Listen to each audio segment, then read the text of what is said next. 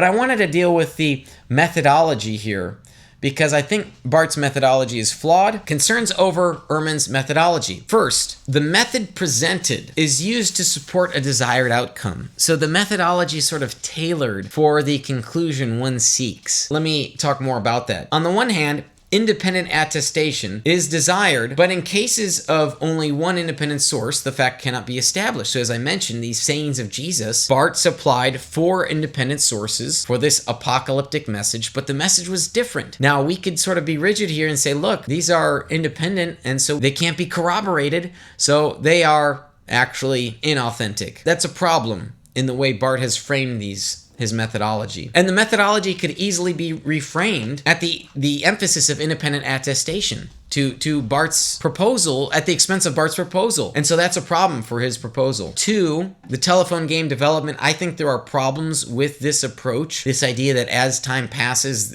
this material becomes legendary. Note that this was just asserted. I think it would have been nicer for there to have been some sources, further argumentation for this claim, and it's almost like he just expects his reader to agree with him. But I would disagree with him. So we found points of disagreement regarding eyewitnesses, regarding the telephone game, the employment of the methodology for the desired outcomes, and then this overdependence. There are counterexamples that prove this overdependence on methodology. Let me go to good old ChatGPT. All right, so I asked ChatGPT, can you provide examples of historical events in antiquity? Can you provide examples of historical events in antiquity that are only attested by a single source? Yes, ChatGPT says. The robot continues. There are quite a few examples of ancient events that are attested by only one extant source. And he goes on to list a bunch of historical... It's a robot, sorry.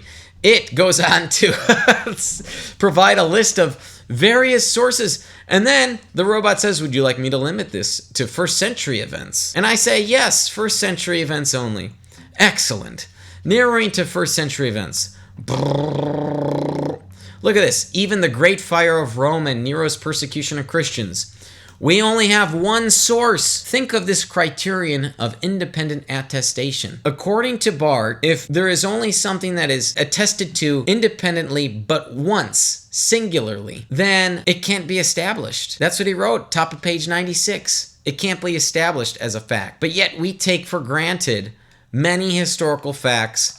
As I scroll, you can see here that we just simply don't bat an eye at whether these events were historical or not. And yet we only have one source for them. So this is where I'm going to go back to one slide. This is where I think we have a difference in the value of the historical critical method between myself and Bart. For Bart, the historical critical method helps to make unestablished facts reliable. The way I understand and would use the historical critical method is that it helps to make reliable facts certain. So we can still employ this methodology because it helps us to understand greater Bible backgrounds, the meaning of Jesus' teaching, also for us to have certainty. That's a higher degree than reliability. Maybe I need to put a little spectrum on this, the bottom of this slide.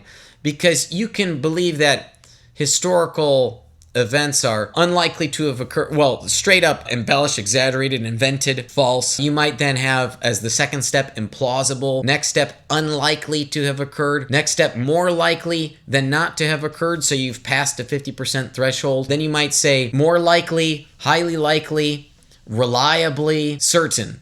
So there's a spectrum that we can hold over historical events, whether we think those certainly happened, so on and so forth. You get the idea. The point here is that Bart's employment of the historical critical method is used to establish facts. And what that does is, as he wrote on page 96, the way he's using it, it means that other things that fall outside the category, they are dismissed because they can't be established. So that's, I think, a problem for Bart and for others using the methodology in that way.